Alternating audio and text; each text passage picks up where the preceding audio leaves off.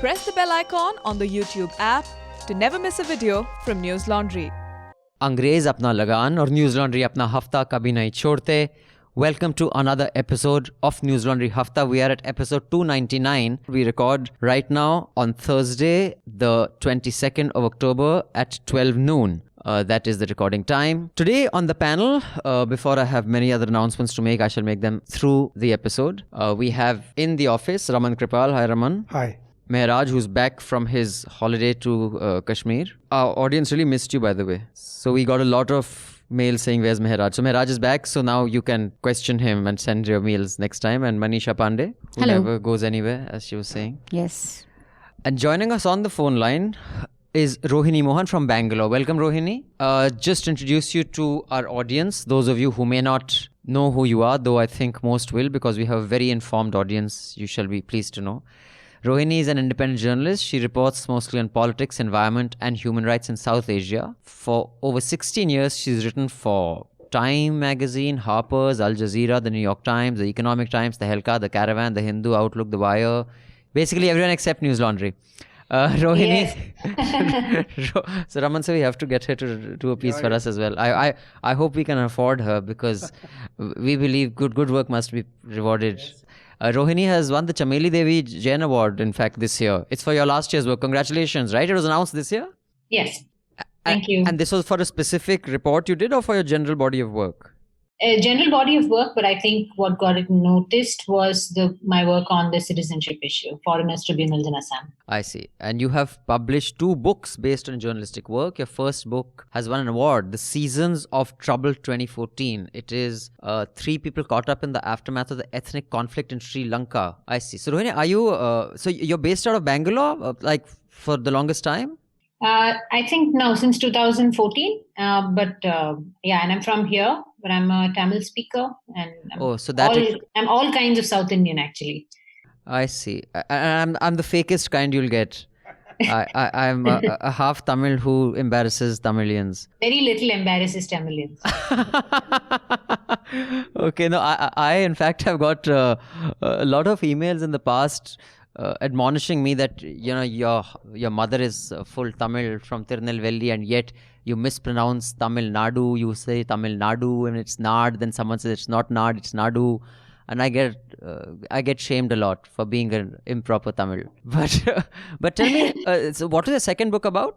The second book is actually a children's book. It's set in Kashmir about a toddler learning about the curfew during one of the many curfews in Kashmir. And why did you pick this subject, the non-fiction account on the ethnic conflict in Sri Lanka? Had you reported from there, or were you just interested because of your Tamil roots, or what? No, actually, it was I was completely blank about my Tamil roots in Sri Lanka or anything at that time. But yeah, it was 2009 when I felt like I should do something in depth, and that was when the war ended. And yeah, I heard so much about it. I did some reporting there, and then, feeling like you can get anywhere with the language once you go and meet people there, and then, you absolutely know nothing. And then that just kind of kept me going back. And it felt like it was the end of many decades of something around, especially 2013-14. I felt like it was what I was seeing was the end of what we were beginning in India. So the end of what we were beginning in India. As in, all that kind of the roots, putting the roots of the conflict, putting the roots of polarization in 2000. So you see some similarities of what happened there and what is happening here? Yeah, where people can't even talk to each other anymore. We take joy and pride in hating on each other. At the same time, a few groups of civil society working really, really hard to hold on to some of the good things of the country. So a lot of it is very, very similar. And I think some parts of our country face it still and have faced it for years. So now the rest of us are catching up.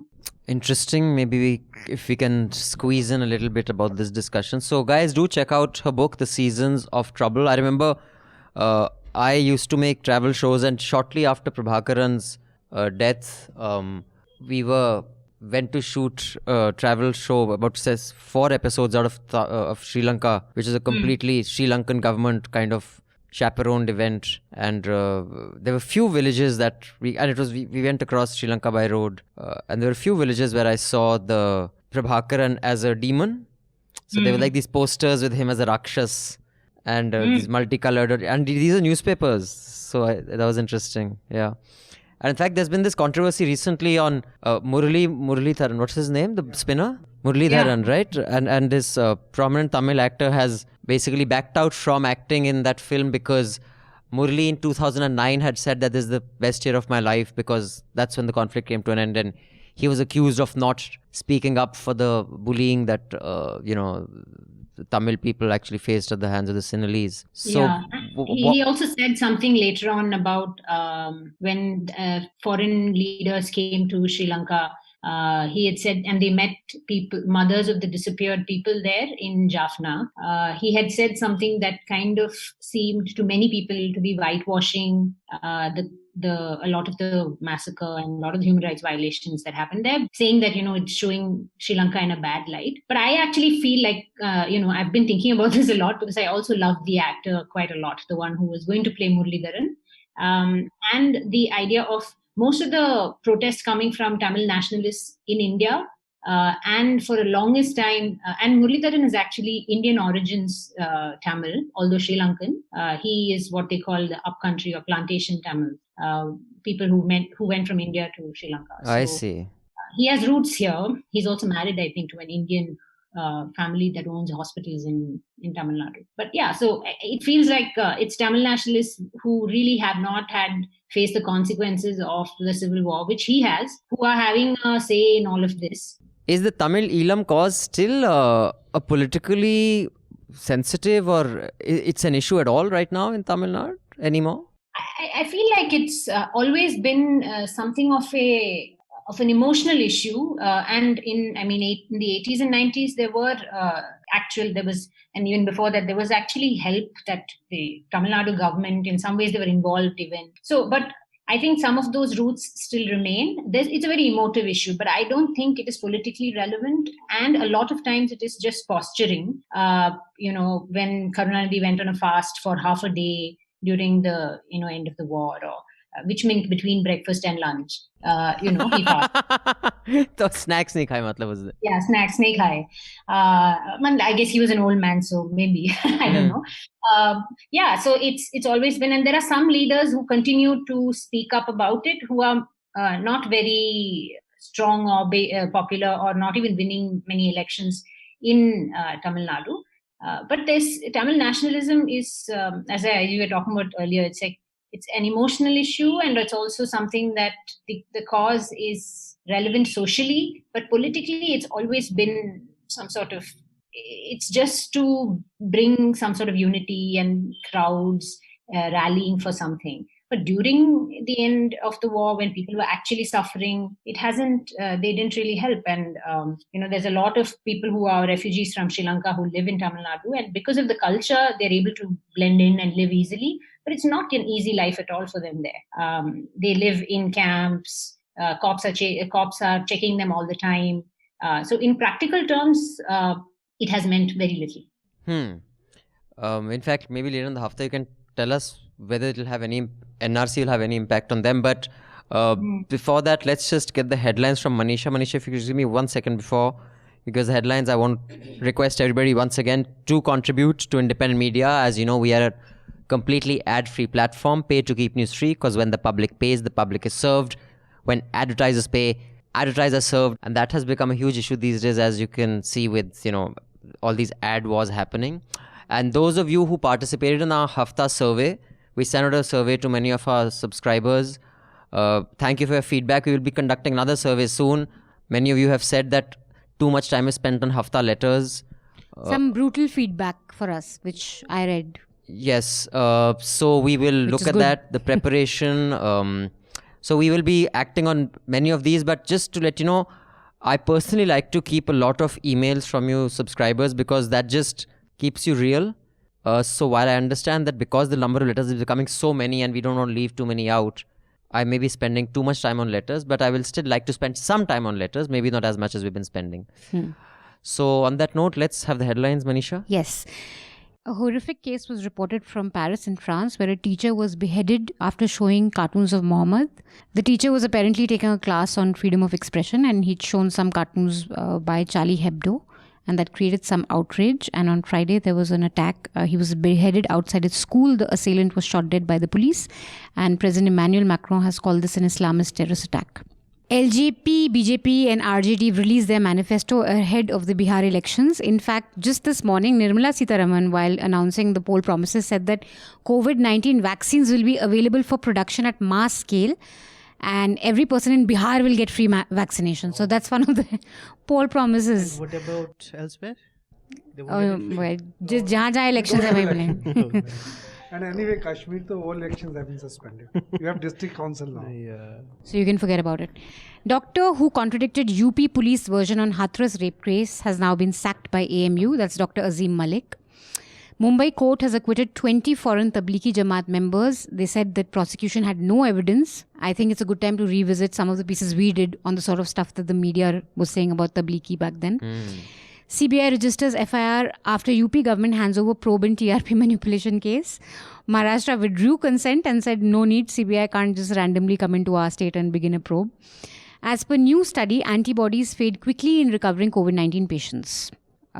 Which means that antibody test will have to be done with, I guess, some sort of caveats, right? Yeah, and besides, even Can't now, really- the antibody test is just a curiosity satisfier. It doesn't really mean anything. Okay. It's anyway a very fluid situation. Like until a few months ago, they were saying that antibodies are in your body up till 3 months after the Yeah, infection. now they're So, saying that. Half of Indians likely to have had coronavirus by next February, says government panel. Brazil confirms death of volunteer in COVID-19 vaccine trial. Well, on the COVID, there's a lot of new stuff emerging. One is, in fact, today and Thursday, as we're recording this in the morning bulletin on BBC, there were many new COVID-related things. One is the AstraZeneca vaccine in Brazil. One guy has died. And it is not clear, but I don't know whether these guys have leaked the news, but the speculation is that he was not the recipient of the vaccine, but of the placebo. So it was a pre-existing condition. And since the vaccine trials haven't been stopped, the assumption is that it wasn't the vaccine that he was administered. However, many reporters are asking AstraZeneca to come clean with all their data. The second new development is that it was supposed to be 15 minutes at a stretch. Exposure to COVID infected person is what makes it likely to infect you. Less than that is very less chance of it infecting you. Now they say that the 15 minute doesn't have to be continuous. It can be like over half an hour, 45 minutes, just few minutes, totaling up to 15 can also infect you. They have got a few cases like that. And also this whole thing of long COVID and short COVID, which means that there's one kind of COVID that 1 in 20 people suffer for like 8 weeks. 1 in 40 suffer for 12 weeks. And most people recover within 11 to 14 days. Long COVID, the women are afflicted a lot more than men. But regular COVID, they're still trying to figure out what the reasons are. So every day something new is happening. It's just so hard to keep Meanwhile, track. AIIMS in India has reported the first case of COVID-19 related brain nerve damage in a child, 11-year-old girl. And they finally also said that they may be community transmission in India. Like maybe. They still haven't said it outright. If by February all of us are going to get it, we may as well be okay with community transmission. Bad air is back in Delhi. I don't know if you guys noticed, but my eyes were itching today. And apparently air pollution contributed to more than 116,000 infant deaths in India. And I don't know what's going to happen, but it's already begun in Delhi. That's a real tragedy. Those are preventable deaths, what you call them. Absolutely. And imagine the havoc with bad air and COVID. Kamal Hassan to be MNM Alliance's CM face for 2021 elections, says party. That's Makkal Needi Mayam. Did I pronounce it correctly, Rohini? Well done, well done. Farooq Abdullah, Mehbooba Mufti and JNK parties alliances for Article 370. Mehraj could maybe tell us a bit about that later.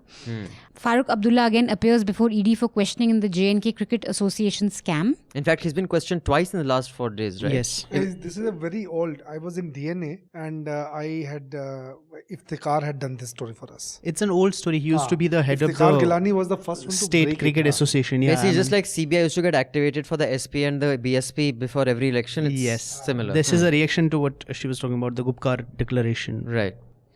RJ leader Tejasvi Yadav was attacked with slippers during campaign rally and someone threw a slipper at him.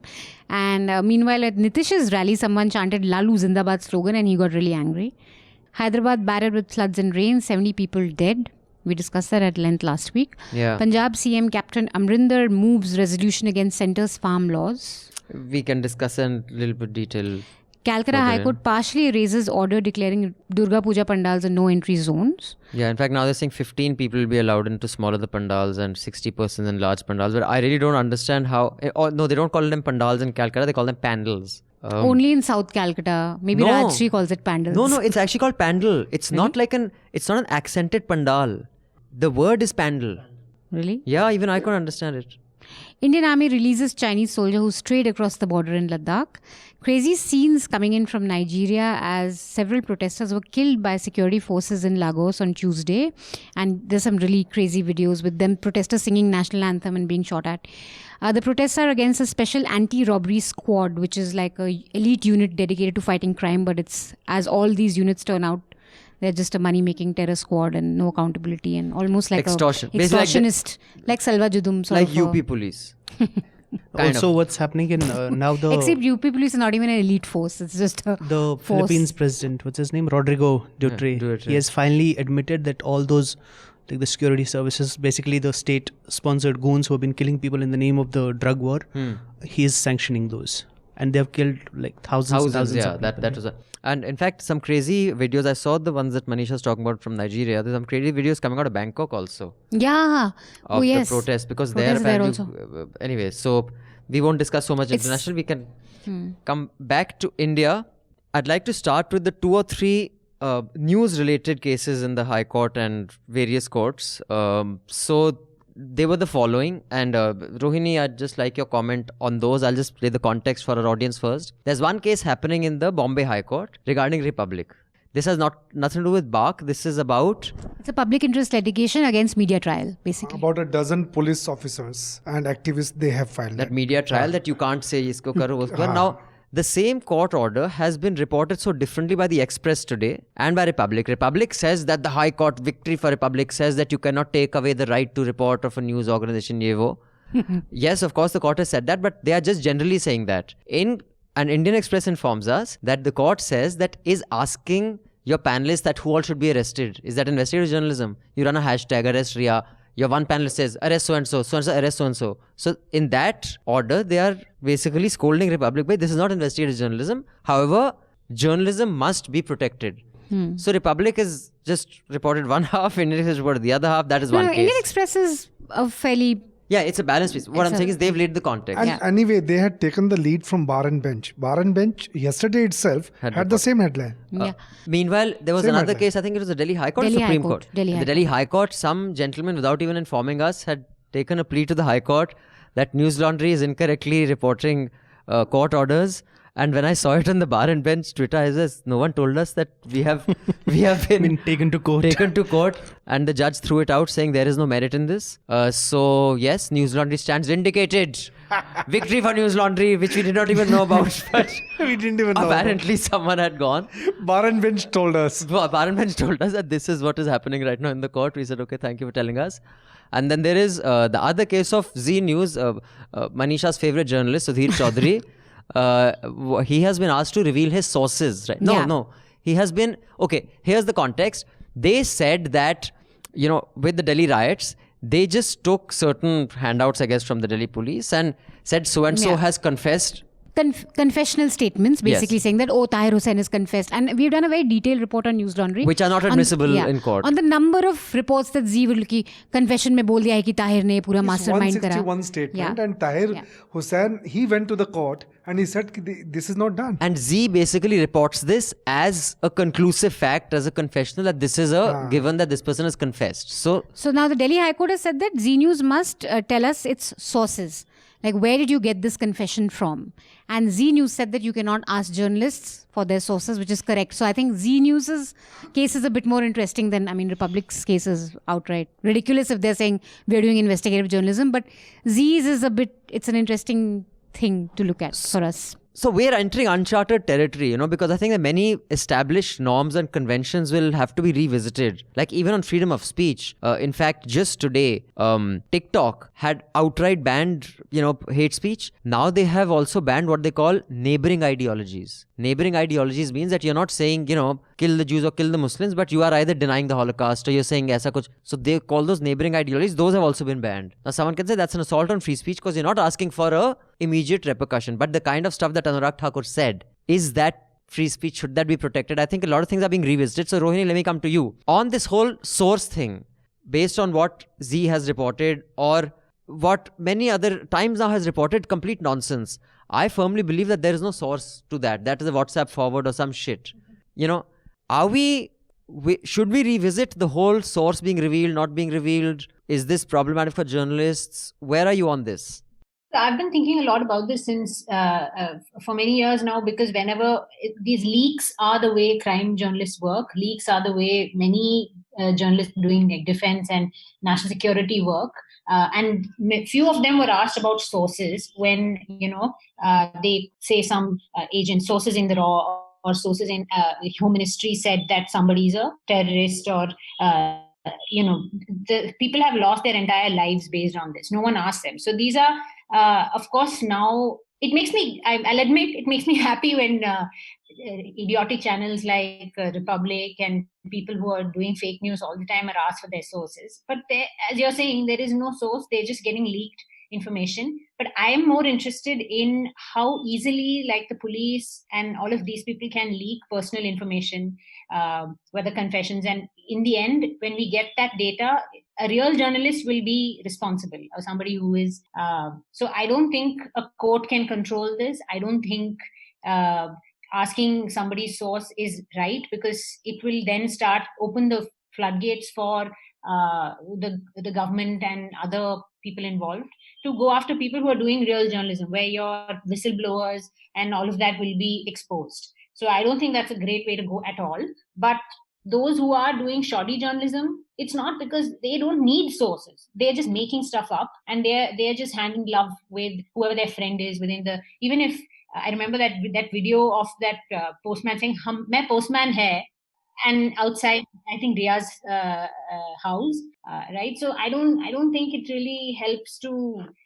It's about what kind of story you're going after and that kind of source. So, and I'm particularly worried more recently about the WhatsApp data being leaked by, I guess it should be the Enforcement Directorate or whoever else, the drug investigations are being done. So some of this stuff is coming out even before the person is even accused. They're only being questioned, like Deepika Padukone's WhatsApp thing. And many people are really worried. And I did a story around that time about when all this was coming out, when people are kind of going into Signal, we are having to give our phones up whenever you go. This is true of journalists as well, or any regular person. When you are simply walking on the road, any cop can take you to the police station and say, give me your phone, what is the password? So if the questions should be, I think, from enforcement and from police forces about how they are getting their information, how they are leaking it. And I don't think this going after the journalists' sources is really useful.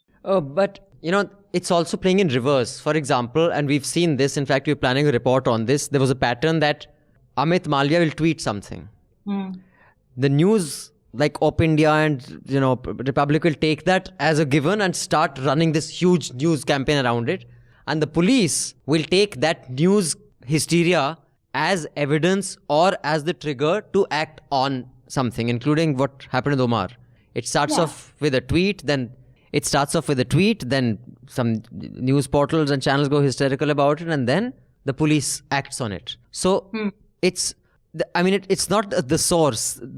The imaginary source has become the trigger for the police to act on something that they have created a whole mahal around. So a lot of your reports must have been source based. I mean, you've reported on the CBI, you reported on crime and the police for the longest time. What is your view on this whole source My report on Ranjit Sinha, the Supreme Court had asked for the source. So what had happened that when the story was out, I had got the registers and everything. So we had given the copy of those registers. So the Supreme Court asked Prashant Bhushan the source of this information. So I had not met Prashant Bhushan because our phones were tapped. So, not mine, because I had not taken the byline, so they didn't know who had written this story. But Prashant Bhushan was completely, there was, CBI guys in plain clothes outside his house. So I met my source in the night at 12, in CP. So I sat in his car, we went around, and he said he's ready to disclose himself only if Prashant Bhushan himself, he should come personally, meet me and assure safety of me and my family. Right. Okay. So next day, 6:30, I go to Prashant Bhushan and say, and I'm feeling very triumphed, boss, my source is ready to give his identity. Prashant Bhushan said, are you mad? He said, I'll give it in sealed cover. Within 2 hours, the name will be out and he'll be killed. He said, no, we will not give the source. And then the Supreme Court had to buckle down. They didn't ask for the source after that, because we gave the original diaries also to the Supreme Court. But that's because your information was accurate. In this case, it's a plant. See, there is a... No, is it that, your case, sorry, Manisha, you can come in. The information was accurate and it was corroborated. So therefore the court, suppose the information was wrong, then you think they would have forced you to reveal? Then there are many ways of pulling me up. They can even put me behind the bar. There are many other cases, criminal cases, they can slap on me. So I think in this particular case also, the Delhi High Court, instead of asking the source, I think they should concentrate more on the fact. Or they should just tell Sudhir, chal tu ek aur chakkar laga lete yaar. That okay, we should talk like that. Very bad. It's a plant. Manisha, how have they corroborated that evidence? It's a 161 statement. Yeah. How have you corroborated and even if you have a source, you can't just take the source at face value. You have to triangulate the information. Yes. I think that's the main thing. So the Press Council Act actually protects journalists from having to disclose their sources. So we have a law in our favor. But in this case now, I think it's very interesting because the court has said that maybe we should look into whether journalists can report from case diaries. But case diaries traditionally for crime reporters are excellent sources of, putting out stories sometimes that the police may want to, stop from coming into the public domain. But even so, I don't think the court should enter into the source bit, because this is something, the slander that Z and all do has to be tackled, I think, civilly. I think those who've been victimized, and there have to be like stronger bodies or associations being formed, because often they are young students or poor people who can't really fight back against big media machinery. So then I think they need to be strengthened with a body that can, just file slander cases on these guys. Because asking for a source, once you have a precedence in the court like that and a channel gives in for something like this, it'll be used to harass so many journalists ahead. And you can't stop journalists from reporting on records that are not in the public. Yeah, that's our job. We are supposed to be getting records which are not in the public domain and put them out, including case diaries. And I'm sure you've done that so many times. And in this case, Sudhir Chaudhary's case, very simple. The police gave them the confession statement. Okay. They just read out the confession statement and they said, this is the truth. This is the truth. Just because the police... But they did not see the charge sheet filed in the same case, whether the confessional statement and charge sheet, they corroborate each other. And they did not talk about the FIR filed earlier in this case, whether this FIR and this thing. So, and what are the material evidences? Basically, it's a handout. It's like publishing a full press release without due diligence. So no due diligence. So that is also, that is not how source-based journalism is done either. Mehraj, you want to weigh in on this? Yes, that is exactly the problem. See, the whole idea of giving anonymity to your sources, the whole idea of having sources and protections for not revealing those sources was that you'll do public service journalism. There are secrets the powerful don't want out. So you use sources who might be at harm if you give out their name, but you report that. What has happened here, especially in India, is like Rohini was saying, the crime beat and the defense beat, they are so utterly compromised. They just get whatever the security agencies, the police feed people, and they just report it out. You have so many examples. And this isn't just the problem of the Republics and the Z News and everything. If you remember, some time ago, there was this JNU student who went missing. Yes. Najib. They just made him an ISIS terrorist overnight. Times of India reporter, right? Just the other day, a couple of days ago, the print, I think the defense correspondent went to Kashmir, came back, wrote a story about how the tone, the story is just people quoted in it are some civil society people which nobody knows about, which nobody has heard their names of, and security, obviously unnamed security officials. And the tone and the implication of the story is that there is influence of Turkey in Kashmir. Yeah. It's growing and there's something nefarious going on. And the Iftikhar Gilani ka naam is- whole their argument is there are some journalists, Kashmiri journalists, Who are who working work in in Turkish media. There's a grand total Been of working for so long. there's a grand total of half a dozen Kashmiri journalists in Turkish media. Some of whom happen to be my friends. And And they also, went it's way not before, like, yeah. and it's not like the government Some has of them made the, left. No, it's the Kashmiri media really prosper. No, Anyway. Iftikhar Gilani, Yeah. who was my bureau chief in DNA. So he also, after that, the DNA, he also opted out because you can't because he was seeing the lurking danger. He was already Dowell had arrested him in the past. He has written a book. His He was in jail over he was some in jail for stupid 8 months, act. and the kind of atrocities, and after that the court released him. But the print Acquitted him prints in a the lot case. such nonsensical pieces, as a monkey balancing because hum centrist type. This No, is but that is the problem. If you completely read that nonsensical. piece, and they put out a video also discussing that piece, if you listen to the video, if you read the piece, and if you ask, like, where is the evidence? What are they saying? There's absolutely none. So they're evidence. just doing because some security official told them. And why did they tell them? Why did they, like, these Kashmiri journalists in Turkish media? Because, like Rohini was also saying, now more and more, the whole journalist sort of ecosystem, especially in Delhi, the so-called national media, it's entirely a Twitter bubble. Because they see these couple of Kashmiri journalists who are very vocal on Twitter, and they get like lots of replies and stuff, and oh my god, this is Turkish influence suddenly. Yeah, but the whole point is also that they went, like some of the journalists who've left for Turkey left a while ago. It's not ki abhi ek saal mein influence hua Turkish media ka, so suddenly all of them ran away No, to but Turkey. I mean, there are Kashmiri journalists working in the US media also, US in media British also. media, German media, everywhere around the world, in Indian media You also. tell So what Also, what they is that said supposed that to the mean? Ertugrul show is very popular, but it's That popular is- among so many people. No, like, that it's not happened a- also because like it was whatever they But that dubbed has it in Urdu. But that has and nothing to Pakistan- do with this thesis. Influence, I mean, this people- thesis and that are. But also, I am not flabbergasted by the idea that Kashmiris like Turkey. Say, Obviously, like, yeah. Okay, but how do you link that to funds coming into Turkey, Kashmir to Turkey? Like, Right. how So do you draw that watch correlation? English series, English movies on TV. What does that mean? There's American, British how they are influence. linking Iftikhar, son-in-law of the separatist leader Gilani. Yeah. So this is how they are. But I think one thing I mean- just want to add on the source thing, that like you said, there's a fundamental to this source-based journalism also, that if you get a diary with CBI chief's, name all over it, you do give him 3 to 4 days to respond. In the case of Sudhir and all, they take these handouts and there's not even a semblance of fairness in terms of reaching out to the person They who's just start slandering. shouting in the studio. So I'll just move on to the next. But before that, I just wanted to mention that Judith Miller, and I'm quoting from the New York Times, was jailed because she refused to name the source. This is July 6, 2005. Judith Miller, investigative reporter for the New York Times, was sent to jail on Wednesday after a federal judge declared that she was defying the law by refusing to divulge the name of a confidential source. Another reporter who faced jail in the case, Matthew Cooper of Time magazine, was spared after announcing a last-minute deal with a confidential source that he would allow him to testify before a grand jury. Before being taken into custody by 3 court officers, Ms. Miller said she could not in good conscience violate promises to her sources. If journalists cannot be trusted to guarantee confidentiality, she told Judge Thomas F. Hogan, then journalists cannot function and there cannot be a free press.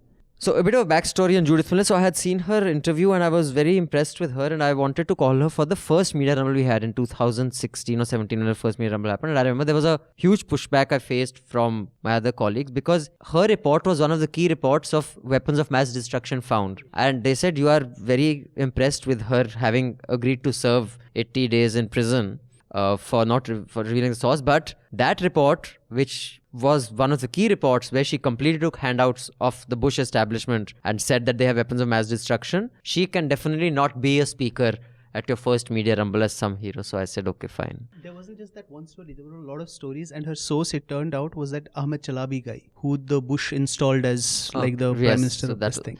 But then again, she wasn't alone. I mean, she was Everyone the did that, one exactly. who faced consequences. Other people, Jeffrey Goldberg, he was at the New Yorker at the time. Most of the lies he wrote, like about the everybody connection carried that. between this yellow cake that came from Nigeria to Iraq, weapons of mass destruction, uranium. But one thing And now I mean, there's a term the American journalists use for it. It's called failing up. He's now the editor of the Atlantic. One thing I'll say, that all stories, whether print or the television stories, if they say, if the sources are from IB, Home Ministry and Defense, so you have to think twice, about that story. You need to be And it can't be the careful about only those material you have. You have to have some corroboration at your end. Yes. And it isn't, I mean, it has consequences. Just the other day, like this month only, this Kashmiri now he's a man, he's a middle-aged man. He was released after 24 years in prison. Yeah, I read He about was that. jailed for the Lajpat Nagar blast of 1996. Absolutely no evidence. Only the media trial because the security agencies, police fed them some nonsense. There are so many cases like this. So, Rohini, you want to weigh in on this before we move on to the next subject? Yeah. I actually was thinking of, Mehraj was saying, there was this journalist from Deccan Herald who lost his job and struggled a long time to find a job after he was just named in terror charges 2013 and 6 months in jail, and for a long time he couldn't. It was just his name was included and he was cleared, he was acquitted, but for the longest time he suffered. So even within our community of journalists, there's people who face the consequences. And more recently, the idea of where this what the states do when this is like what the state does, and everybody in other newspapers just carried his name. They just included it in everything. Deccan Herald journalists just carried his name, and they didn't have to even explain why he was charged or whatever. So just as the state did, the newspapers also did, and this just ruined a person's life. So the consequences are huge. And at the same time, what these newspapers and other things could have done, as Manisha was saying, and Raman also, about multiple sources being needed to make a claim. So if you're going to have only one source, as even people are accusing Rukmini Kalimachi, or who covered the ISIS and did the whole podcast called Caliphate, and she had one person whose story in a 10-part podcast series she profiled, and now there's doubt whether he was ever in ISIS. He himself is saying it, but it is a one source thing, and New York Times is now spending a lot of money and resources in trying to find other sources in a way to confirm whether he was one or not. This is a person, of course, who has accepted that he was. It's a confession in some ways. It's a dramatic, long, cinematic confession over 10 episodes. But it's still being questioned as good journalism or not, because now Canada has arrested him as somebody who's showing a false identity, and he was not ever in ISIS. So I mean, this one source thing, it's bad journalism, and I don't think even a court can actually, if you had to say, well, who's your source? This is this one source, but it's bad journalism, right? So that is what worries me more, when you had this kind of one source report, which is not really corroborated by anything else. Standards are so lax. I mean, I've worked it in just 5-6 organizations. A reporter brings you a story, which is like, you can just look at it and say, I mean, this has no corroboration, but because like you have to fill up a page, or because it's from the police or whatever, or it's like you have to monkey balance, so you publish it. यार आप editorial stands की बात कर रहे हो. Someone gets your Chinese food menu and you say the 20 soldiers count. I mean, that is the world we live in. And that's the editors themselves. That's the editors. Kung Pao. और अब वो बोल रहे हैं कि we are doing like investigative journalism. It's such a joke, yeah, Republic saying कि we were actually doing investigative journalism. Like, what a joke. Okay, I want to now just move on. I just want to read a couple of emails and then move on to, in the context of what is happening in Maharashtra and Punjab, the whole federalism, and are we heading to a constitutional crisis? We'll set the context, but before that, this email is from Dheeraj. Hi all, Abhinandan, apologies in advance for this call out. Dheeraj, you never have to apologize no matter how much you criticize us. We have made that clear in the past. The fact that you pay to keep our journalism alive gives you the right to tell us when you think we've done something that is inappropriate or disappointing. Dheeraj says, I have been a little disappointed with your science coverage and the excuses given for it. Like the one you gave on Hafta this week. It seems like the minute Ranga left, your science effort fell apart. I have felt your efforts in this particular direction has been lazy, to say the least. If you can't do it, just say it's not your core competence. I say this more out of frustration than critique, really. Economics, science, policy and environment is an area where there is a gap that can be filled. I'm sure you could find a writer like Vivek for the other fields. Hell, if not an article, a podcast, a crossover collaboration with, say, a Pavan Srinath of Takshila, Meghnad, Pavan, Vivek and a guest. Wow. Peeling out different aspects. Dream come true. For starters, picking the brains of Gagandeep Kang on vaccines. I would recommend you listen to Pavan here, and you have given us the link to the Pragati podcast. Anyway, rant over. Best regards, Dheeraj. Dheeraj, we tried to put that together. For one, and I'm not just saying this because he's no longer a colleague, Ranga had very little to do with the science desk. There were about 15 or 20 doctorates and postdoc researchers in labs and universities around the world who actually had agreed to be a part of it, but you can imagine they themselves are so overworked. So we don't have and I said it's not our core competence. Mehraj and Manisha and Raman sir can't see a science piece and They can edit it for structure and spelling, but if it says diethyl ether should be, injected into your toenails and it'll cure baldness, I mean, they have no way to say that's true or not. Yeah, you do need expertise. So you need and a few of our subscribers who form the science desk did contribute their time. But some of the articles that came were like 3,000-4,000 words. So to get someone else who we are not even paying and who's doing a full-time research on their own to do that, and then they would send feedback that no, this is not peer reviewed, this site, then that person would have to say no, this is okay. So between those 2-3 scientists, the pieces would take like 2 months. So that's the reason it didn't work out. And when something big happens, usually we do write to a science desk. But now we have a full-time columnist. That said, Jamir Rao. Yeah, he is both a public health expert and a practicing physician and a very accomplished man of science. And very good articles. If you happen to, please go to newslaundry.com. And he's read writing those twice a articles. month. We'll try to make it more frequent. And we are also doing a ground story on environment impact of NL Sena. NL Sena project. So that story should be out, after Diwali. But yes, you are right. We can do with a science desk, but just the expertise required for that are not in-house right now. Then there is this other email from Hardeep Asrani. Hardeep says, I was randomly searching for something and ended up on Hafta 108, where the panel discusses when Kangana hit back at Karan Johar, where everyone celebrated what Kangana did, which is fair as she did the right thing, but only Abhinandan called her out for being a hateful person and sort of unstable. Well, jump back to 2020, the joke is on the rest of the panel, that's all. Hardeep, I would love to say, see, I told you, so I was right. This has made his day, you don't know. I wouldn't love to say, I think you'd sleep well at night today. Okay. Wow, someone recognized I was right about Kangana. No, at that point of time and the context, I think she was perhaps the first one to call out Karan Johar. Sure, but the thing is, we've called out, not that everyone gives a shit what I say, but we have said, we've said Karan Johar is a buffoon and a bully and a entitled, untalented buffoon, which is fine. But the point is that Kangana has... Okay, Manisha and I have discussed this. I happen to know Kangana's background in a fair amount of detail. It's not fair to do a story because there are other problematic issues there. But the reason I said that was because that was not my first introduction to Kangana. So, and then this... You supported her in the whole Hrithik thing also, I think. You were team Hrithik, right? I was not team either. I was like, why the hell are you guys breaking up on national television? Like, get a life, guys. Yeah. No, but it's true that she was really celebrated, I think, a bit maybe. No, I think she was celebrated as a feminist because people love that whole, Twitter, this thing.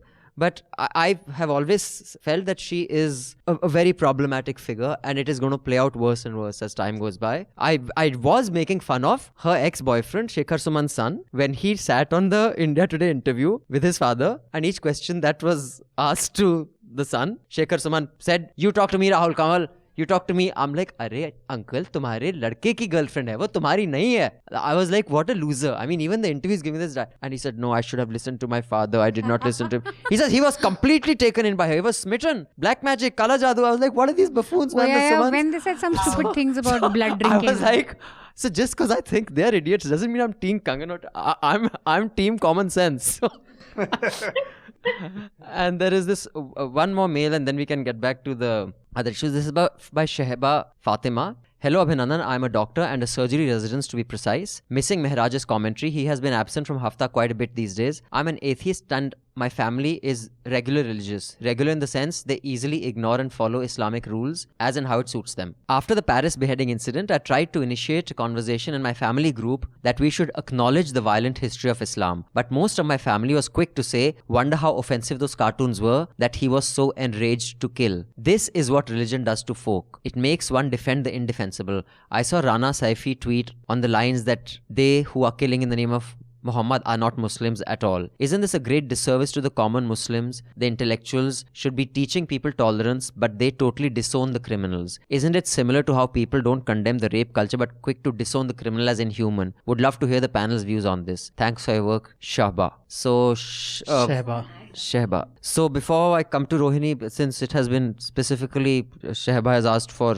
Mehraj's comment, you can go first and then Rohini. Thanks a lot first. That's very kind. And about this, it's as simple as the fact that this person was motivated by religious intolerance, the murder. But the reaction to it is just rank Islamophobia. There's absolutely no doubt. Macron, the French, they have declared it terrorism, probably as they should. And they are now holding on something memoriam or whatever. And they're giving this guy a certain whatever. Exactly, and it was huge news in India also.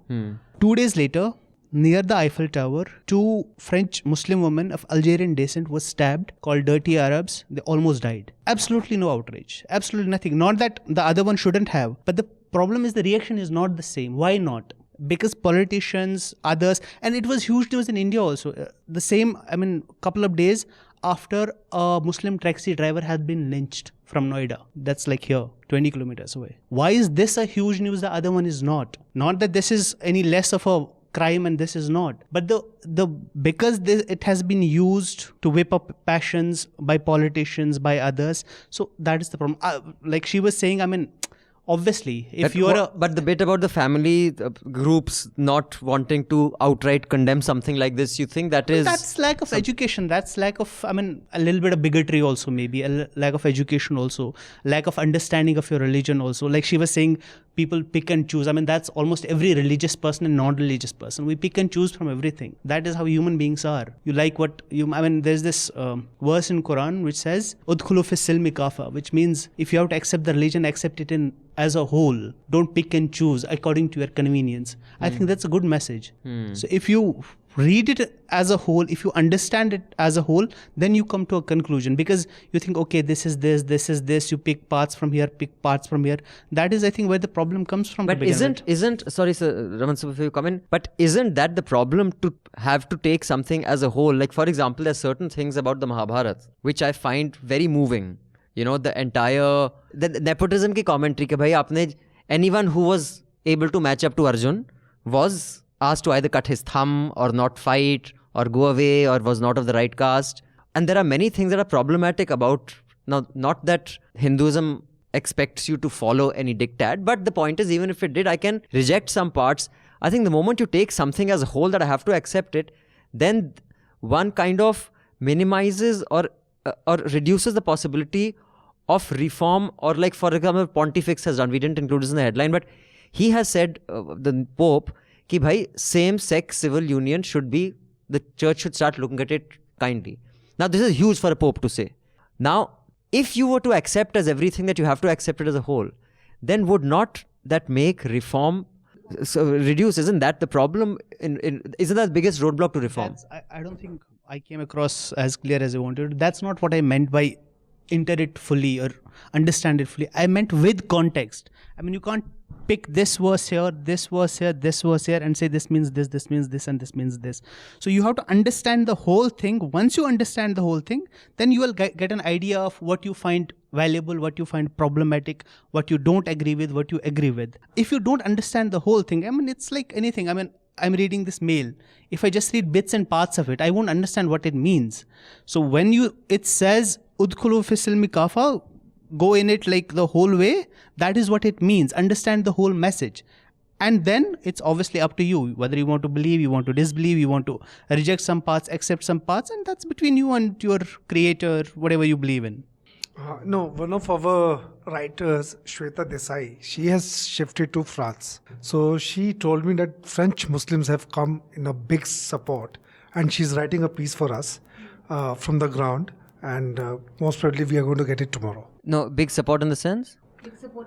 Big support for the teacher.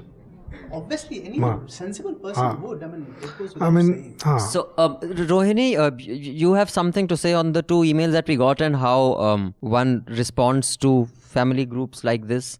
I think I really was moved by what Mehraj just said. That thing of, I was still thinking about the single source thing, what we were talking about earlier in the journalism.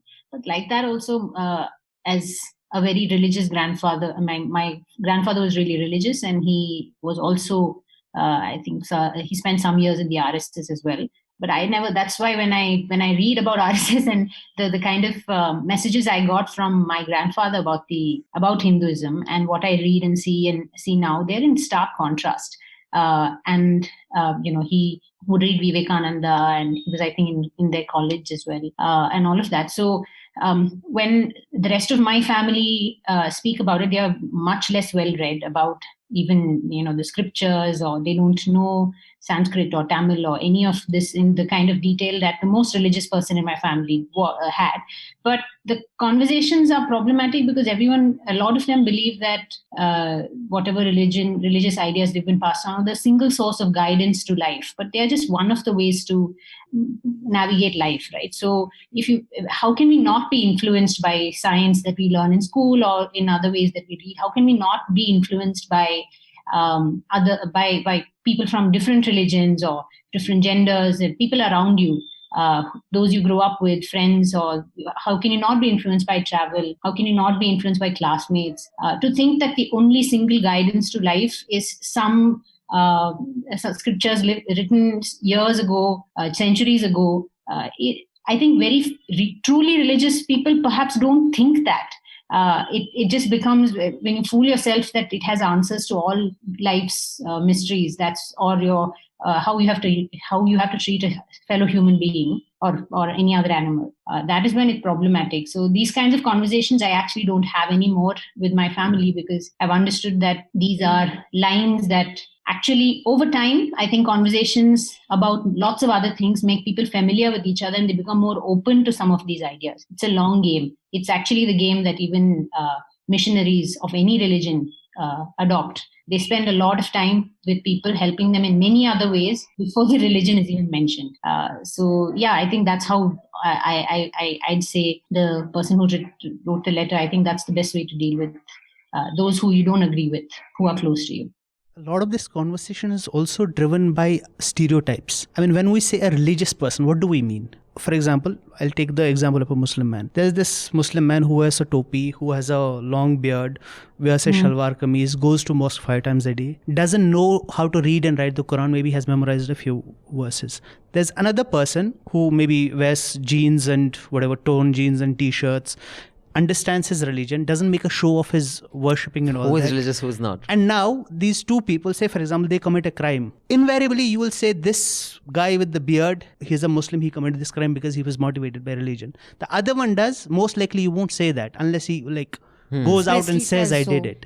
Sure. So that is also a part of the problem, because we just like Rohini was also saying, it's never a single source thing. Absolutely. I think the one thing though I don't agree with you is I do think that the Paris, the beheading deserved the kind of coverage it did. I don't think that was motivated by Islamophobia, because it was a really extreme crime. One, because of the history of what happened at Charlie Hebdo, and then you have a teacher teaching about it as, a class on freedom of speech. He says that Muslims may be offended in the class, please leave. And then you still have parents be offended by it because the children went back home and told whatever. And then you had a beheading. So I think it did deserve the reporting it got. Coverage, yes. I'm talking about the reaction, it's not a the very, coverage. I think, so in the Western press, I found it okay. I do think in the Indian press, a lot of it is motivated by Islamophobia. I think anything that happens Muslim related anywhere in the world. It's to corner Indian Muslims, to say, though I think the crime of this Dalit lawyer who was killed for his anti-Brahmin post, quote unquote, in Gujarat, that's something that that should have got wall-to-wall coverage. Because Absolutely. it's such a crazy case. And if you see the way the police is talking about it, they've already said that these were inflammatory anti-Brahmin posts. We don't know what these posts were.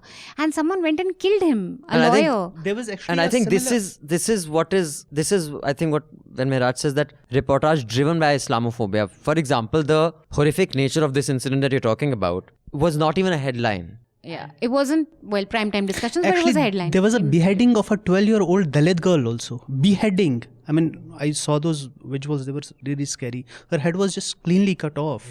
She was allegedly raped and then beheaded. Yeah, but in this case, the motive, that is the stated motive, is his posts. There one can say that it is not a caste crime. It is just a crime of, horrible insanity, lust, whatever it is. Here, though, the stated objective is caste, na? Even then, it was so. Bachela, I will give you, an example of my family. My late grandmother, God bless her soul, I loved her so much.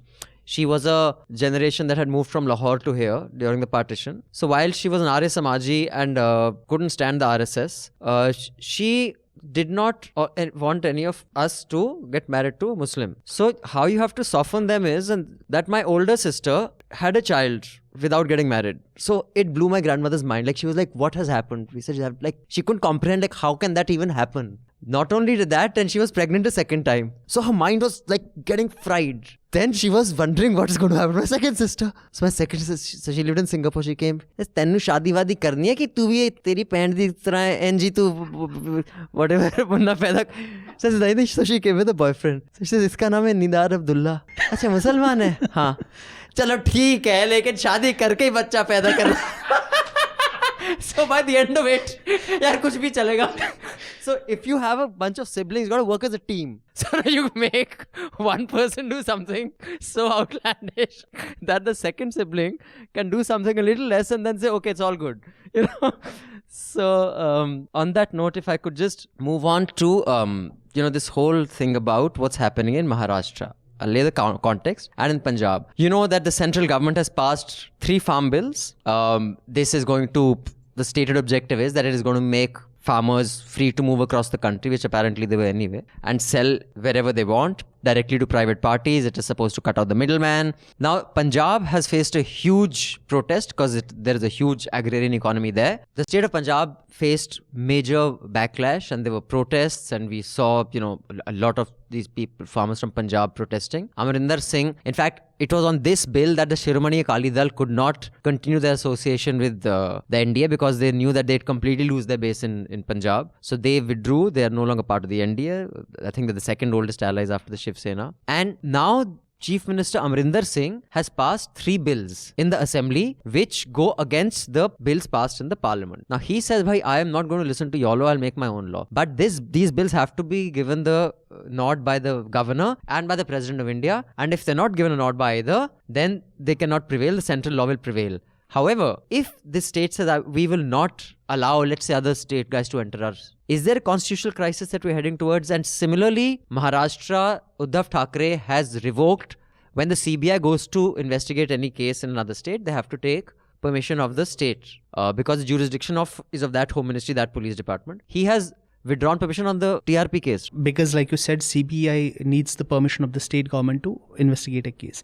But because there are so many cases and they can't ask for permission every time, so the states give general consent, which means, okay, come and investigate whenever. What happened is when the Sushant Rajput case happened, Mumbai police was investigating it, and then the Bihar police registered an FIR and they went to the Supreme Court, and the Supreme Court said, let CBI investigate that. And clearly, as we have seen, that was very costly for the Maharashtra government. So what they have done now is, because they fear this TRP case which the Maharashtra police is investigating, including against Public TV, they think the CBI will take it over because they have taken it over in UP. Correct. So they have withdrawn the general consent, which means if the CBI has to investigate that case, they'll have to take the permission of the state government first, which it's unlikely they'll give. But that doesn't mean they can't register an FIR. They can still register an FIR. And if it goes to court, the Supreme Court says, okay, CBI will investigate, the Maharashtra government. There's one thing though. No, either this is, they may go via the court. Court can ask that the CBI will investigate into this. Or the case that they have registered in UP, if it has got any connection, it has got any connection with Maharashtra or Mumbai, so they can always say, okay, we are doing the UP. It's related to the other FIR. Yes. This complaint is basically filed by this company called Golden Rabbit Communication. They're a Delhi-based company, and they have regional offices, and they filed the FIR in Lucknow. So it's not really the Maharashtra. Yeah, another thing is, I see a and they want clear Mark's pattern role also. that all controversial cases where the center wants to intervene are being taken away either by ED or the CBI. But so that's almost always been the case, right? No. It wasn't that blatant. Yeah, it wasn't that blatant. You never had a pattern at that time. But right now, I'm seeing that all these important cases, either you should be saying that the local police, say in Maharashtra or UP, they are doing a shoddy job. So that could be an alibi for the CBI to take over the case. But now, wherever the center wants to intervene, those cases just go to the CBI. Now, this is becoming a kind of a theme of the center becoming, wanting to dictate things across the country, and even at the risk of not understanding local sentiments. So let me start with Rohini. The BJP has been able to create a foothold in Karnataka, and I've asked a panelist last time also on this. Why has it not been able to establish anything in Tamil Nadu? In Karnataka, it's managed some sort of a foothold.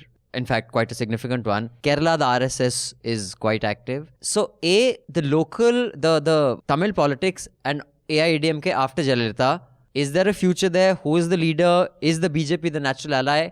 Do you see, as a journalist, and in parts of Tamil Nadu, is this government seen as a threat to federalism? I think across the country, actually, there's this widening thing between the state and the centers, right? More and more, whether it's a BJP government in the state or not, there is a growing sense of the center laying down terms. And I think this thing that they've called the GST thing being the great betrayal, those are some real ways in which we are seeing many states having issues with the way the central government is literally reneging on promises it's made financially and also laying down terms. So every time, usually it's Tamil Nadu that is put in the headlines as the one that is the loudest anti-Hindi and anti-central government voice. But it's the parties there have long been part of central governments in alliance, including DMK with Karunanidhi on the top.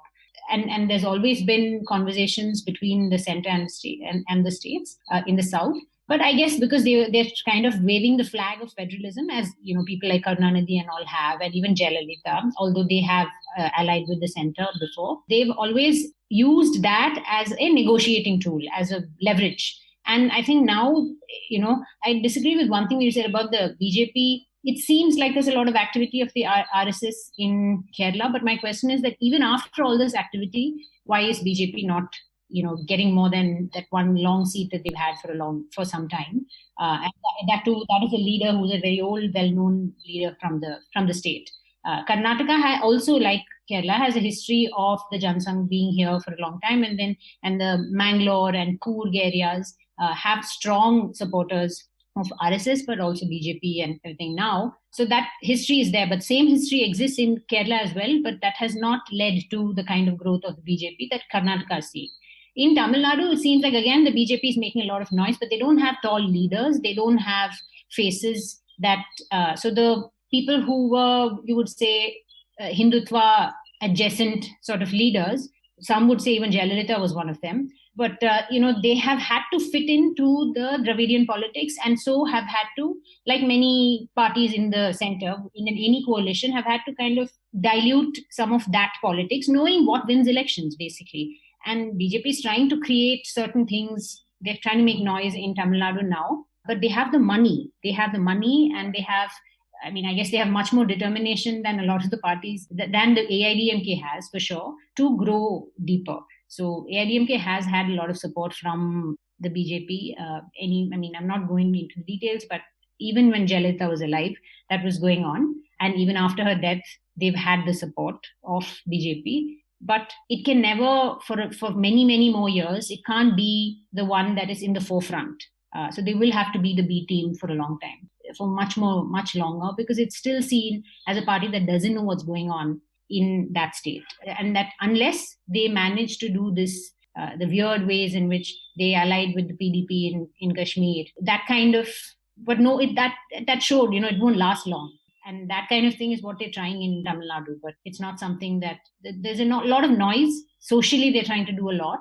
And that is actually much stronger than the political gains. Raman sir, you were of the view that this Punjab is no more than posturing and a gimmick by Amarinder Singh. It will lead to nothing. He can pass these bills in assembly to shade so that देखो मैंने farmers का interest protect करना चाहा. Political. कुछ होगा, कुछ नहीं होगा. No, it's a political move. You don't think he'll stop other farmers from entering in case they want to enter? No, I really don't think so. I think in Punjab, the farmers basically say that they have an access to the market, so we do not need these laws. They see that these laws are going to have an impact on the MSP. So that is what they want. They want that MSP should stay, and these people, the farmers, should get benefited by that. Right. Like one of the only few safeguards farmers The have market right now is in still this. open. So if they get a higher price, then they will go. I think they will anyway go to the market. The center's explanation of why they don't have an MSP is very lame. But we've discussed this in some length. So in this case also, they have gone to the court. They have told the farmers, yes, we are with you. Now, if the governor doesn't sign it, So they will just put the entire blame on the center. And if I think Mehraj was telling that they will not go to the court. Who's the governor of Punjab? Is he as amazing as the Maharashtra governor? Koshiyari. Pahadi. BJP person, obviously. He's Yeah. a Uttarakhandi. Uttarakhandi. So, meanwhile, what's happening in Maharashtra with the CBI being denied permission, this I think is something that has the potential of contagion. Other states that are not BJP owned will start denying it. And of course, this person who's filed this case. Mamata Banerjee already did it some time ago. Oh, she did. Okay. Yeah. What did they want to go there for? To investigate what? Oh, they're his police commissioner. Oh, right. Yes. Her police commissioner. So, I guess we are in the age of divisive politics. But if there's going to be a crisis, and if that crisis like sort of weakens the center, decentralizes this country more, gives states more say vis-a-vis the center, I'm all for it. No, I think the kind of federalism that we have a strong center with weaker states. It's not the way It's works not the US in the federalism. US is very, very, states are very powerful. Here you have 3 lists and center whenever they want. The state list in some way is linked with certain topics given in concurrent list. For example, in this law and order is the state subject. But then the CBI, ED, Is with the all center. Yeah, they are correct. in so they are. I have said it before also, this whole idea of a very strong center and very Weak states. in a country as diverse. I mean, it's not even a country, it's a continent. As diverse as India, it's a recipe for disaster. And it's even only going to get worse. So we will talk at length about Bihar in the next podcast when Anand Yes. is also going to be with us, and we'll maybe get our wonderful reporter to join us for a bit, Basant. But those of you listening, we have an NL Sena project up for our Bihar coverage. Basant has been there already for I think 10 days, if not 12. He's going to be there for another 20 days. We have videos that have come in from there. So how many videos and reports has Basant already sent? About 3 of each? Yeah. So you've seen a lot of Basant's... Videos, I think more than 3. So you've seen Basant's coverage. Our target for this NL Sena project is 5,40,000 because there's a bunch of people working on it. There's a producer working on it. There's, of course, his stay, accommodation, travel in Bihar for a month, the editing that has to be done here. So we are almost halfway to the target of 540. Thank you so much, those of you who've contributed. Can you please top up this NL Sena project? Because we have one more NL Sena project, and this one is from the south. Because we like to do robust reporting, and that can only be done when the reporters have the resources to actually report. And thank you, those of you who contribute and make this happen. And we don't take advertising money, so please do go to newslaundry.com. On the top right-hand corner, click on subscribe, go to the NL Sena page, and do contribute to the NL Sena. And if you want to contribute a smaller amount, you can be a regular subscriber. Spread the word, because it's important that you pay to keep news free. Because when the public pays, the public is served. And I have said this several times before. Just to add one thing, this Bihar project, we are doing it in both Hindi and English. Yes. And not all the rewriting is being done by in-house resources, because the volume of stuff coming, much of it is also given out. So we do need the kind of resources and money. And since we are talking so much of all the legal cases, we've also had an additional spend of about 2.5 odd lakhs. Those of you who want to know, the wonderful Sakal Times has filed an FIR against our wonderful reporter for copyright infringement because he reported on the layoffs. So we have cases against Raman sir, me, Madhu, basically everybody, and a criminal FIR against our reporter. Now, while I'm sure that eventually this will be thrown out, but there is an additional kharcha. And because Sakal Times is owned by a prominent family of Maharashtra's politically connected Pawars, it's owned by them, so they'll have the resources that they have. So if you can maybe contribute a little more this month, we've had a additional kharcha this month thanks to frivolous cases that have been sent our way. Now, I would just like to move on to the Kashmir developments, and Mehraj can put those in place. Before that, I had just a couple of emails I want to read. This one is from Asif Shamim. Asif says, "Dear NL Hafta team, as TV news sinks to new lows, the quality of content on Newslaundry reaches new highs. I must compliment your team on excellent properties like TV Nuisance, Tippani, Hafta and Charcha, and a whole host of ground reports that speak to a journalistic work ethic that is rapidly hurtling towards extinction in India. Newslaundry has been able to conclusively prove that a highly questionable business case of a subscription-based model can be made to work even in India with the right amount of passion and some amount of nudging Mufat Khors into becoming paying subscribers." Exactly. Listen to us, if you Mufat Khors who consume our content for free and then whine about, "You just going to the dogs. What are you doing about it, huh? So do get on newsland.com and contribute if you haven't already. With regard to the discussion in Hafta 297 on the Supreme Court verdict on protests not being allowed for indefinite periods in public areas, I do not agree with Abhinandan's seemingly rational argument on why protests should not be allowed to inconvenience others. I feel the right to protest is far too important than we realize. Imagine if our freedom fighters had protested in some obscure corner of the country, what impact would it have had? I think as long as protests are non-violent, they are a democratic right and must be accommodated. I think a government's response to protest largely indicates how it looks at its citizens' rights, and the current Supreme Court judgment will have very serious ramifications. It also encourages the administration to take action in such cases and not wait for the court to intervene.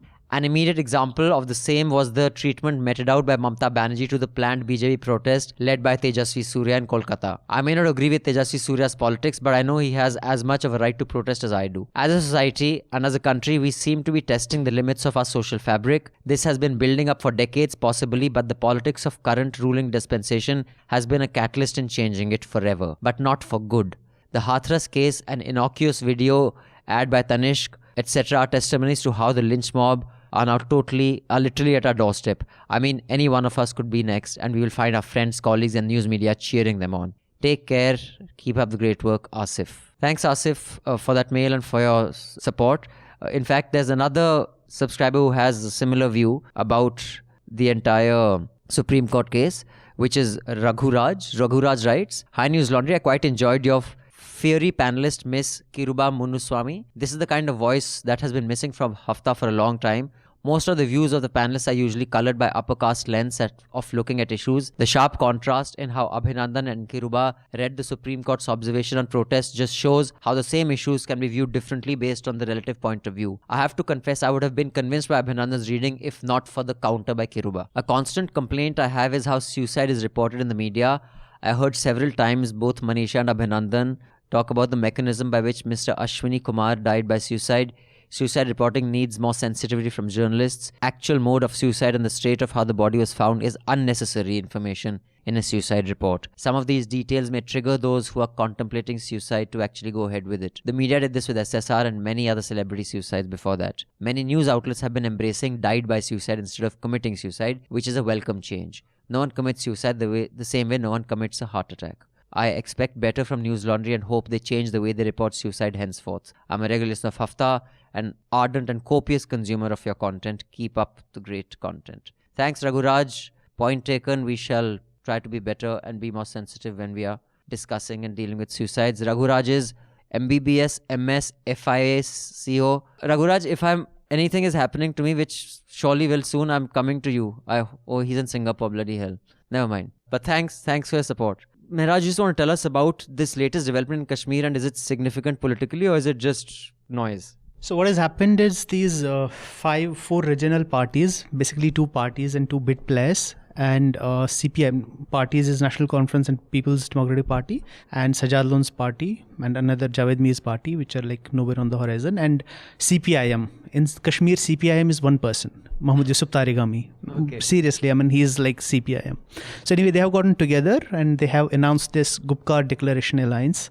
So Gupkar Declaration, what it is, Gupkar is this like a road, or like your Parliament Street here. Gupkar is the road where all these politicians and everybody, Farooq Abdullah and Mahbub Mufti live. On the eve of the abrogation of Article 370, they got the feelers that Article 370 was going to be revoked, Article 35A along with it, and state was going to be bifurcated, whatever. So they came together, they said they won't let this happen. Clearly, I mean, that didn't happen, so it happened.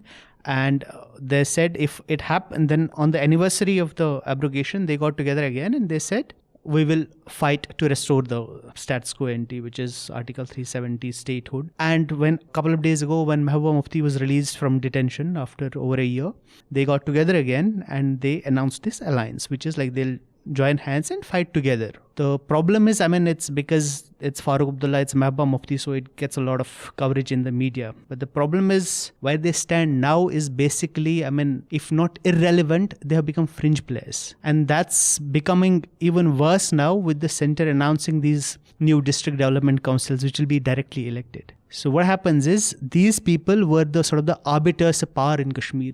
And now they're not. They drew their power from Delhi and they exercised it in Kashmir. Now that power will go to district development councils. Even if there's an assembly election and these people contest, which as of now, I mean, nobody knows they might. Even that assembly won't have, I mean, the earlier assembly also didn't have that many powers, even though in theory it had more powers than most of the other state assemblies, but in practice it didn't.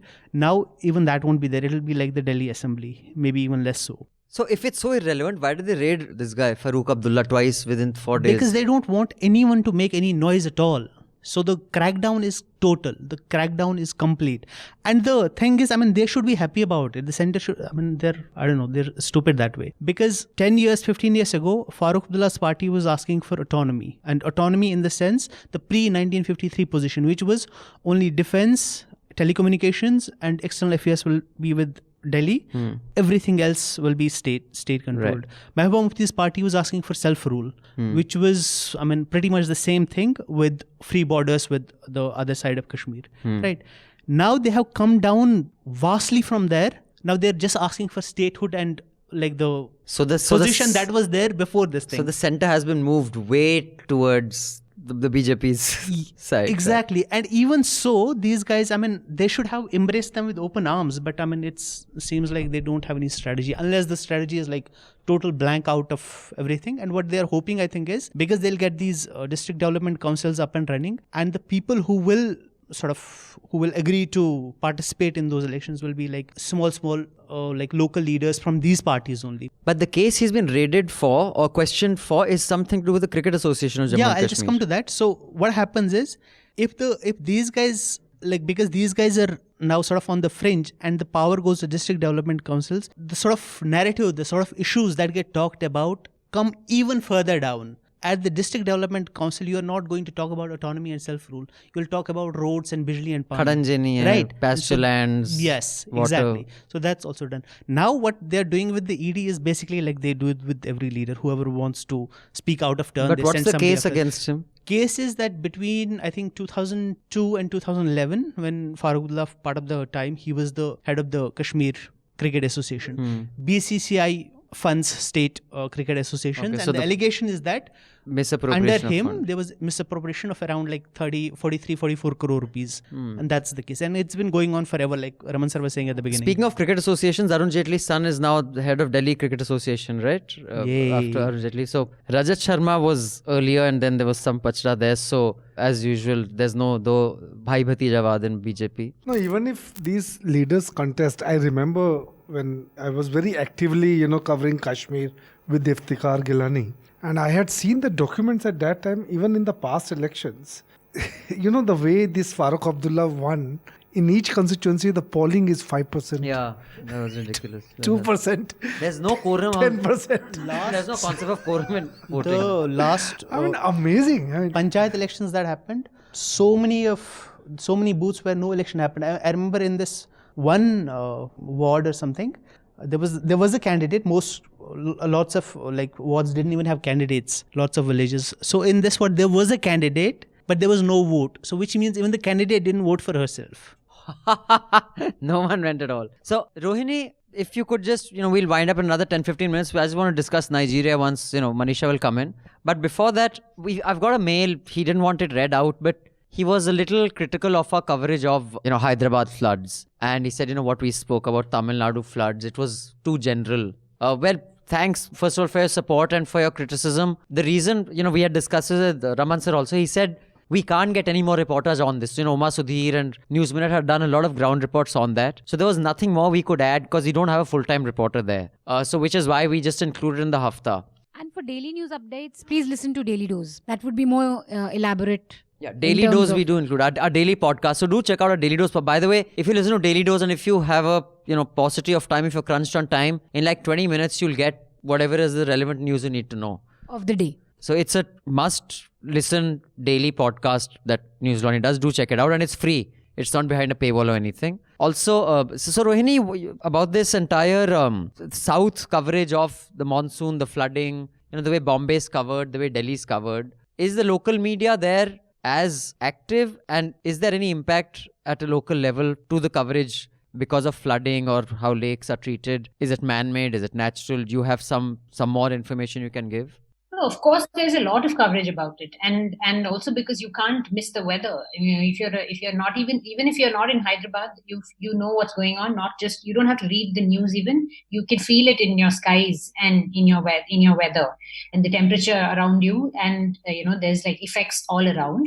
And the flooding itself, there's a lot of people writing, and I think even Indian Express, which is not, it covers the south, but it also has only some reporters. They did an explanation about how some lake, in the city there was a lot of lakes were created for drinking water and all that, but still there was flooding during the Chennai floods, and then the Kerala floods.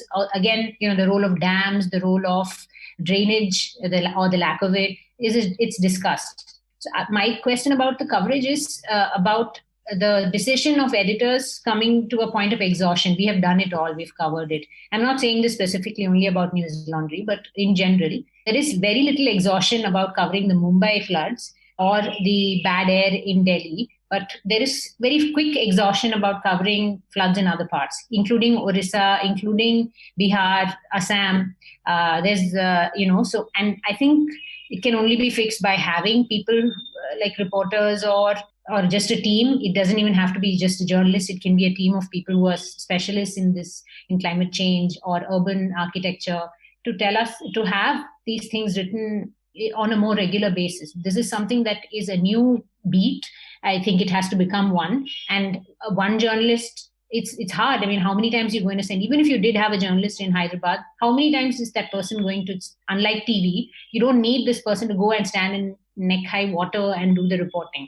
Or you can get other specialists who understand this and learn from other cities that you may not care about, at least for the mistakes, to prevent mistakes in your own city. And a lot of climate change experts, scientists are all sitting in the south, in Bangalore, in Chennai, Hyderabad, and they can have lessons or there are a lot of people studying landslides in Uttarakhand.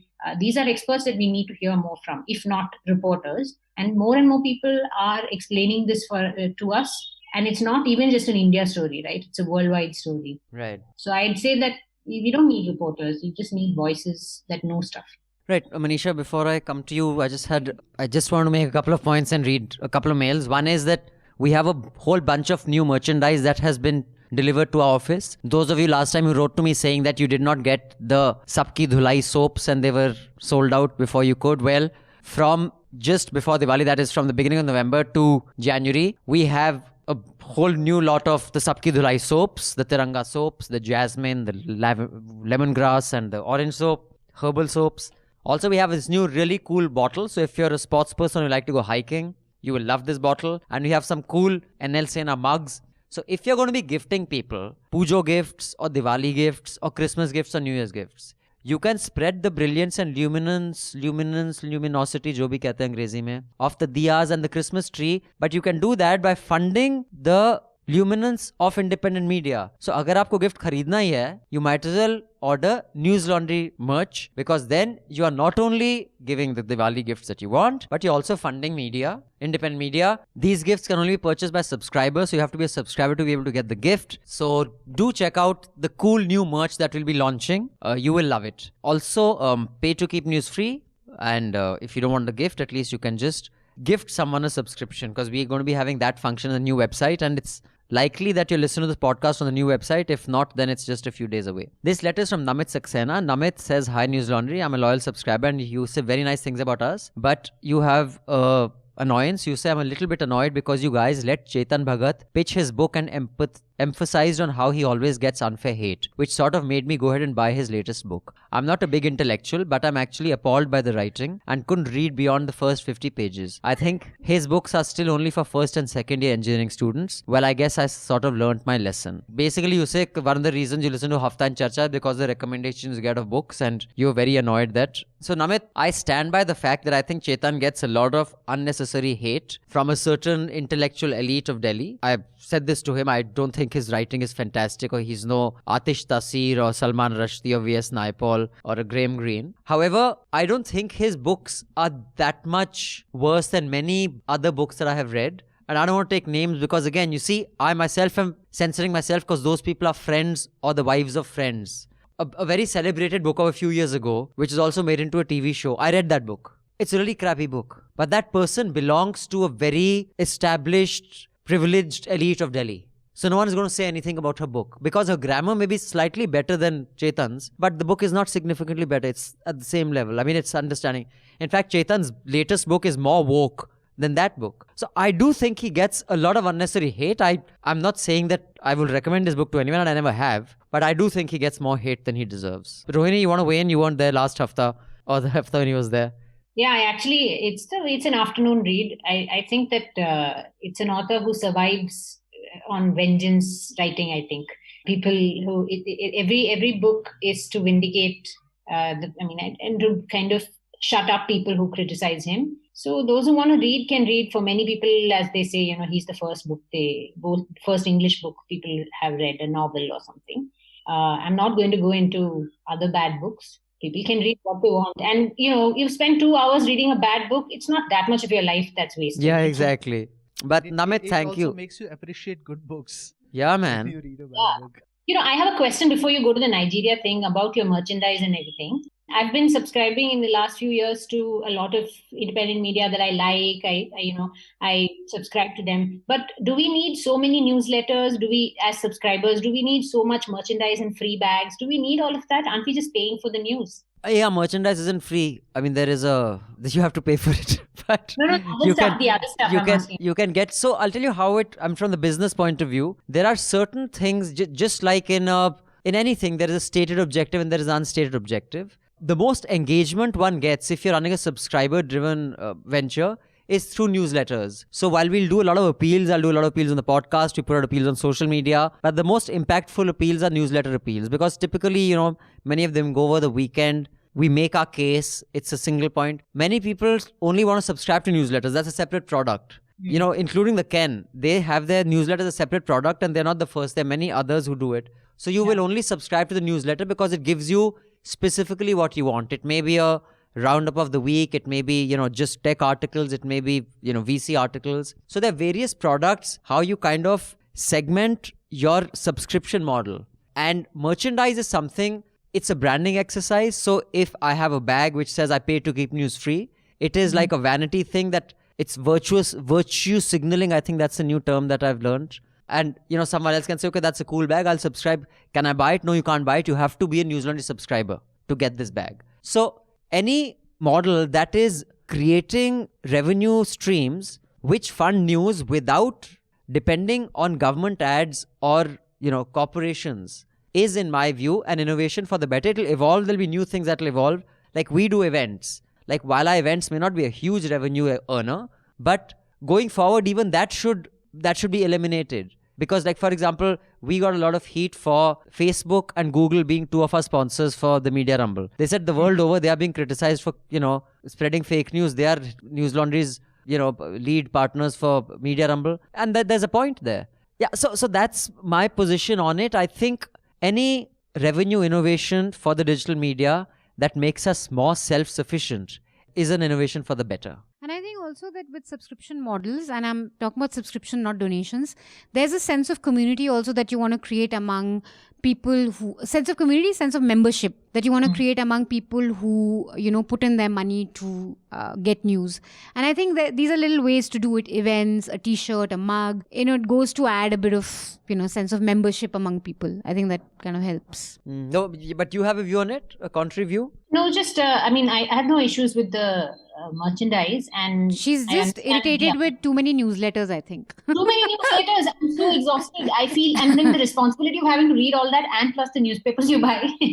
That's it. So, Manisha, you got it right. No, I do agree that newsletters sometimes can be, and especially I think newsletters just selling stories can be a bit irritating. Yes. Even I find that irritating because just point me to a report, I'll read it. I mean, don't give me 500 words on how great the report is. Yeah, and sometimes, and I think now I'm getting newsletters from individual journalists as well, and now it's reached a point of satiation. I can't take it anymore.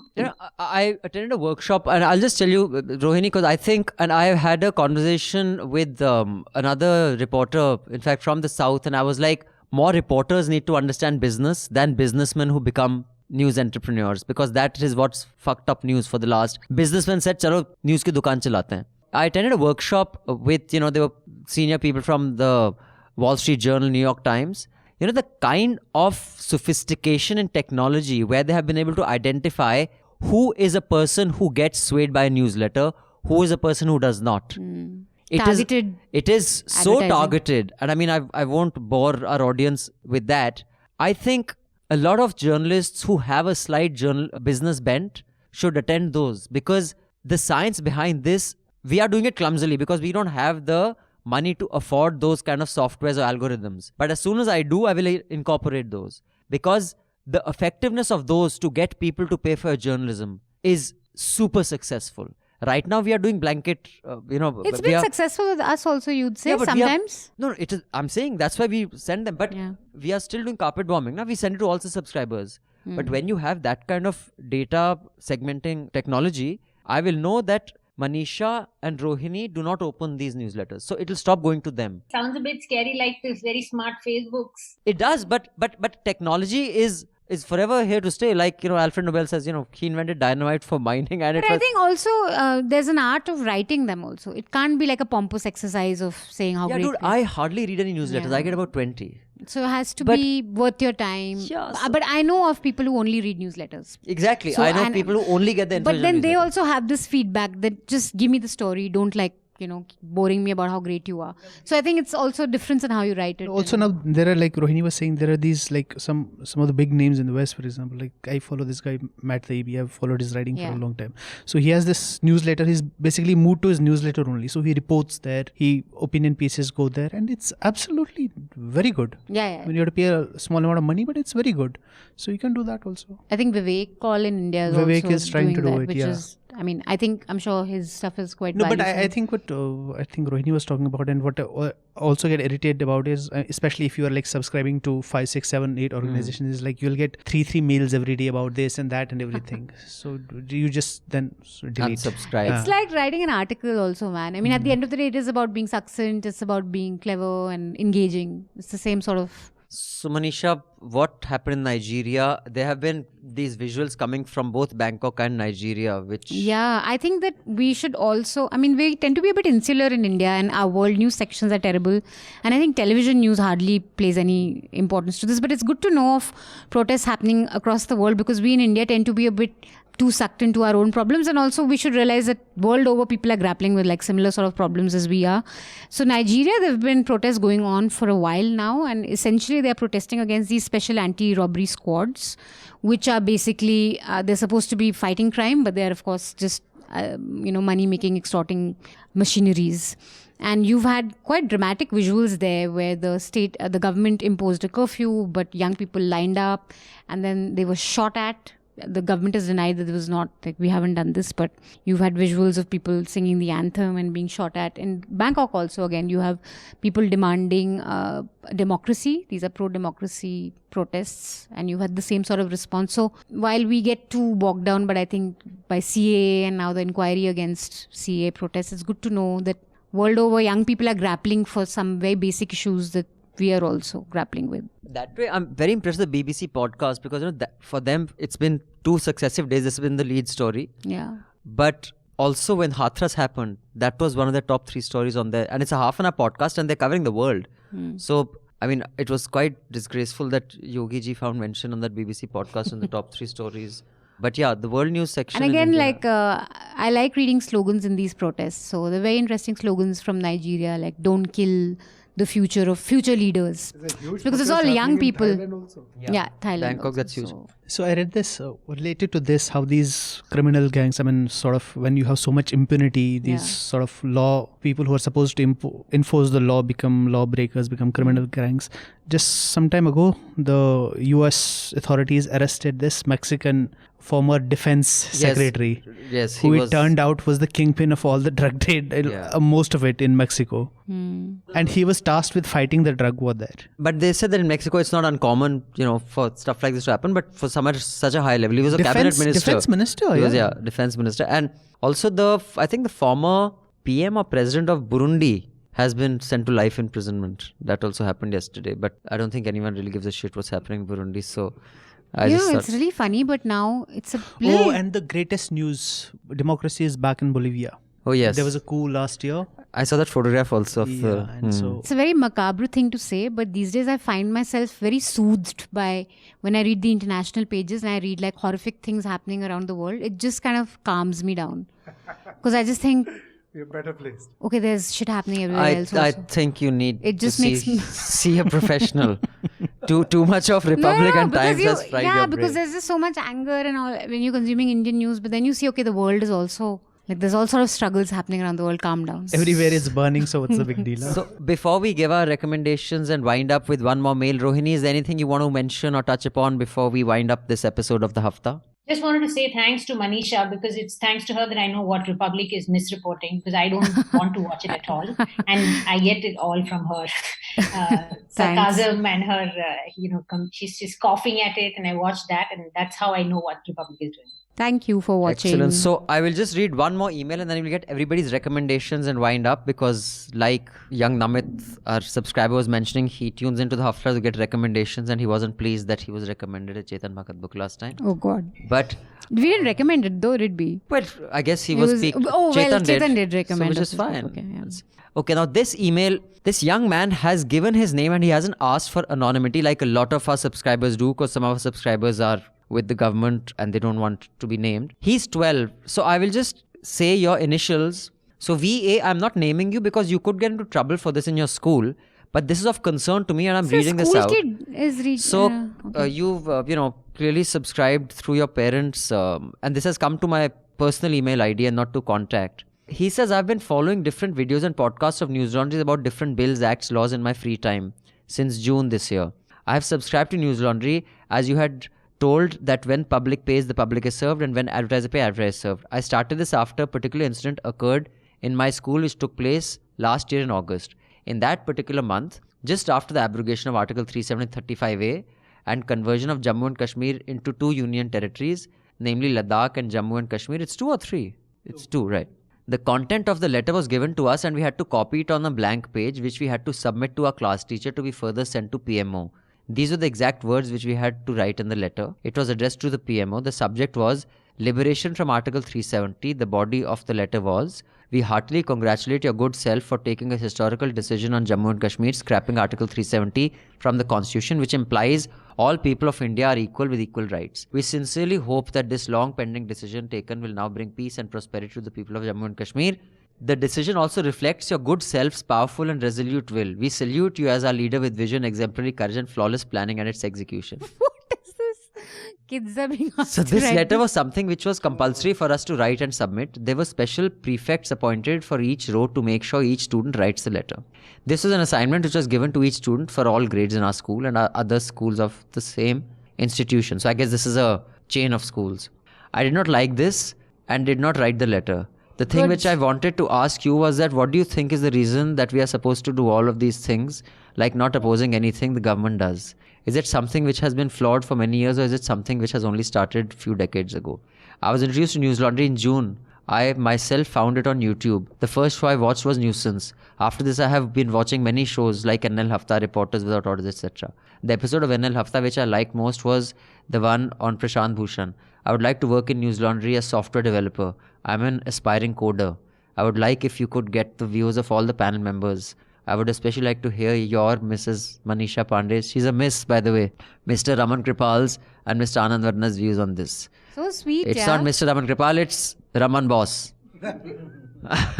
Raman Kirpal. Or Raman Kirpal's, or Sir Raman No, Kirpal. no, just Raman Kirpal. It's Raman Bhai. Hey, Raman Bhai. It's Salman Bhai and Raman Bhai. There are no sirs in journalism. My Also- first boss told me. Also, my favorite panelist on the show is you, Mrs. Manisha Pande, and Mr. Meghnad. I don't think Mr. Meghnad has ever been called Mr. Meghnad ever in his life. So much respect. I would like if you Meghnad. could cover this email in the next episode of Hafta. I was inspired to frame my thoughts on different laws after seeing your podcast and episode. Yeah, VA, first of all, What a lovely email. I'm so happy to know that a school kid is thinking so much. That's the kind of And it kid did you such should a be. right thing. in fair Yeah. journalistic terms, this is an email that I've got from this 12-year-old boy, who I'm assuming is a 12-year-old boy. There's no way for us to check right now if this actually happened in any school. But VA, if it did, you should always say, put me anonymous, because if one of your teachers is a listener or a subscriber, you will get into shit in school. So just write to me again and tell me where you are. we would like to do a report if this actually happened, because it should be checked. Because if this actually happened and you are saying it's a chain of schools, it should be highlighted. You will not be named, but we need to check if this is in fact true.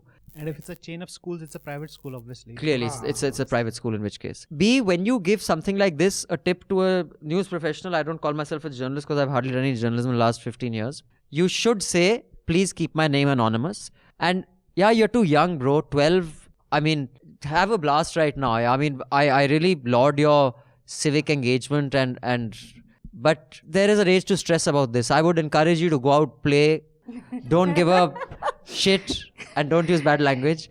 I mean, you should be engaged and have a moral compass. But Newslaundry, coding and talking about laws and bills. Don't be such an uncle, yeah. Why are you raining on his parade? Maybe he likes to be who he is. Don't say like, don't be this, don't be that. 12 saal ka bachcha hai. Let him So enjoy. he likes to be. Okay. Don't do homework also while you're at it. I actually saw news articles. Say no to textbooks. And stuff which mentioned different schools. One was in Chandigarh, another was in Haryana, asking kids to write this. I think there was one in Bangalore also. Yeah. Oh, I may have. So I remember it because I just quickly looked it up because I remember reading it, and it says thank you and all of that. And schools were also encouraged to have discussions and debates on, I don't know whether it was before or after, about this, whether Kashmir, with things like, do you want Kashmir to go to Pakistan, or do you want things like that, very already polarized questions. And I myself I remember there was in Jaipur, there was this literary festival, journalism festival, which I was part of to talk about Assam and NRC. And there was also a panel on 370. There was a panel generally on Kashmir as well. And it had, I think, Swarajya's editor, and then there were some other journalists who had critically written about it as well, like Praveen Donti. And in the audience, out of, I think, 200 or 300, at least 100 were school kids from across Jaipur who were brought specifically to have this discussion. And there were also many of them who stood up to ask very nationalistic questions, which they had written in little chits, and they were asking these questions as well. I mean, I'm still on the bench on whether that's a good thing or a bad thing for kids that young to be so politically engaged. But so VA, do write to me again. Maybe we can get you involved in the coding. As you know, we are moving on to a new website. Either by the time this hafta is uploaded, the new website will be live, or it will be live in a few days. So we will need someone to help us in the first few days to fix many glitches and many bits of feedback we've got from our subscribers. So yeah, maybe you could help with that. I don't know if he can help or not. He's just 12 and I don't know how much he's learned. I mean, maybe this is a future ambition thing. I don't know if he already knows coding and all, but I mean, we can definitely talk to him. He knows more than me. So. Yeah, and that actually works with Abhinandan, by the way. I know some former employees who would just, make use of your ignorance, lack of coding. So, yeah, ऐसे हो रहा है तो then, and you'd, maybe I shouldn't be telling you this, but now I've told you. I'll find him and I'll break his legs. But I think, why did schools ask you to do that? It's just to create people unthinking bhed chal, so that you don't use your brain and you're already like fed this crap to regurgitate. I think you should embarrass your teachers, when something like this happens, be polite and nice, but just you should get up in the class and say, why do we have to do this? And then ask them counter questions in polite way. I mean, I think you should always use the strategy of take it to the extreme where the person has to start distancing themselves from their own view. They say, yes, we should do that. And all the Muslims must be made to write this letter saying that we acknowledge our Hindu ancestry. And then they must be made to say, Bharat Mata ki Jai, Jai Shri Ram. Madam, ye bhi include kar do. They say, nahi, beta, ye nahi. No, madam, ye bhi hona chahiye. Nahi, madam, ye to hona hi chahiye. Then they'll say, nahi, yaar, tu nikal ja. Tu jag jog. So just take it to the extreme. That makes people ashamed sometimes. But on that note, let's get everybody. Thank you for your engagement with us. It's very sweet. And like I said, Diwali is coming up, Pujo's on, New Year's coming up. We have a whole new bunch of merch. Check it out. You will not only be giving gifts, but also supporting journalism. And that radiance is required in these dark times. So Rohini, you have your recommendations ready for our wonderful listeners and subscribers? Yeah, I have one which is actually, it's an article, a nice, enraged, but full of information article called The Most Powerful Currency Today, which is written in a website called Africa is a Country. And it's about passport privilege. Thailand recently, I think there was some rage on Twitter and social media about Thailand asking for 6 months bank statements from Europeans who are applying for visa to come to Thailand. and that they should have, I think, 15,000 euros in their bank account and all of that. So suddenly everyone woke up to the life of most people in the other countries when you're applying for a visa to go to Europe or to any Western countries. So this is an article actually that traces how it is one of the most enduring colonial legacies. And it's really interesting. It's about passport privilege that remains one of the most overlooked factors that defines every single immigration debate and the crisis of movement and migration. It's called the most powerful currency today. I learned a lot from it. It's also really well written. Also, that section is called the Thailand aane ki ek auqat hai section in the I know. visa. But yeah, Raman sir, your recommendation? I will recommend Iftikhar Gilani's book. See, in the light of what print has come out with, his book on his 8 months that he spent in Tihar. Dowell, who is a very big guy right now, so Dowell was very instrumental in his arrest. So there was an equation, and he was arrested merely on grounds that he has some official secrets act ka thingy, and he is the son-in-law of separatist leader Gilani, and the court had acquitted him. And when the DNA was going down, so just before its closure, he moved on to Turkey. So he's working over there. No case against him, nothing. He's a very, very nice, humble person. And what's the book called again? My 8 months or 10 months. I'll give the headline.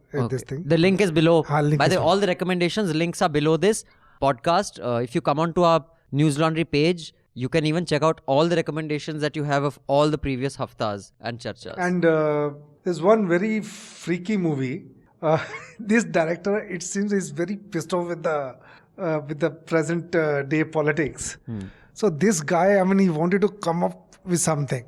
So he came up with something, a movie, brilliant at places, but also a lot of khichdi. Bahut Hua Samman. I've heard about this. I'll check it out. Bahut Hua Samman. This is on Hotstar. I've heard of this. And he has the look-alike of Modi, look-alike of Amit Shah. Really?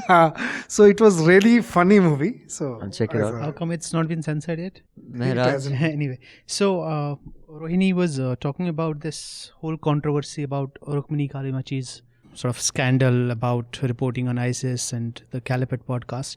Turns out, there's a lot of her reporting which has been kind of under the scanner, and now everybody is reporting on it. But back in 2018, Rafia Zakaria had done a long piece for the Baffler about the whole thing, about how it's just a symptom of the sort of this Western journalism, how Western journalism sees brown people, the non-Western people. The piece is called Stalking the Story, and the strap says the journalist as patriot and predator. Please read this. It has so many echoes of what's happening in Indian journalism also. It has been happening for a long time, especially when it relates to Kashmir, to Chhattisgarh, Northeast, and to Dalit issues and all that. All right. Thank you. So a piece in Mumbai Mirror, When Brands Collide Against Hate. I think it was a very well argued piece that you should read. I have been quoted in it. Oh, yes, you have. Then The Trial of Chicago 7. If you haven't watched it yet, though I guess a lot of you would have, but watch it, and watch it twice because it has some amazing dialogues. I'm going to do that this weekend. A piece in NYT, Nigeria is murdering its citizens, if you want to know more about what's happening, and an explainer in Indian Express on the Thailand protests. So thank you. My recommendations are the following. One is, I recommend you guys participate in the Hafta survey that we are doing. 212 of you have already sent your feedback, and I'm just telling you guys because we get so many conflicting emails. We sent a survey to many of you. And subscribers do, this is only going to be sent to subscribers. If more of you can participate, we can make the Hafta better. I'll just give you a few things that we learned. 44.8% of you think the Hafta should be more than 2 hours. 33.5 thinks it should be around 90 minutes. And 21.7 thinks it should be about 1 hour. Then the other things are that you would like an expert in the Hafta rather than journalists who can speak about many issues. Actually, the point of Hafta is not an expert conversation, but that is some of the feedback we've got. And some other feedback we've got is that about the ones who responded, majority of you have been listening to the Hafta for more than 3 years. So thank you. We have a very loyal audience. But do participate. We're sending out a bunch of surveys because we really want to make our stuff better. So if you can participate in that, that would be great. The second recommendation I have is a podcast in rough translation It's called How to Be an Anti-Casteist. And there's a shorter version of this podcast that was also featured in NPR Planet Money on Caste Comes to Silicon Valley. Caste Arrives in Silicon Valley. It's a fascinating listen on how these high-paying and very, doing well in Silicon Valley kind of ecosystem of Indian coders and people in tech are so casteist, and the kind of slurs that they face there. And there they have to keep quiet, which they wouldn't hear, because there, if you're fired, you have to go back home. You see, your visa is dependent on your job. So they take a lot more shit there than they would here. It's a very interesting podcast.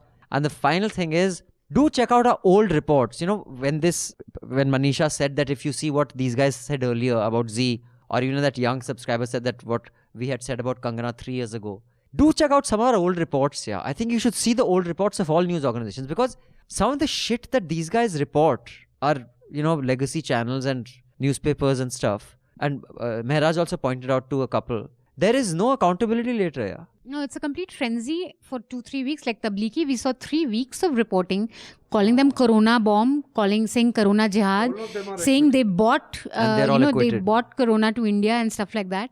And now they're acquitted and there's nothing. It's just gone. So do hold your news source accountable by seeing what they had said earlier and what actually emerged. While, those of us who have reported accurately are bloody busy making appearances in courts in Pune and Mumbai, because, people with money have nothing better to do than, just send you notices. So I will end with happy Pujo, happy Navratri, happy whatever festival you celebrate. Let the luminance and light of wisdom shine upon us all. And also subscribe to Newslaundry, pay to keep news free. Thank you so much, panel. Thank you so much, Rohini. It's a pleasure talking to you. Hopefully we shall have you in Delhi when COVID is behind us and we have a big event. I'd really like to hear you in person and have you make a presentation about your journalism. Super. Thanks. Thank you.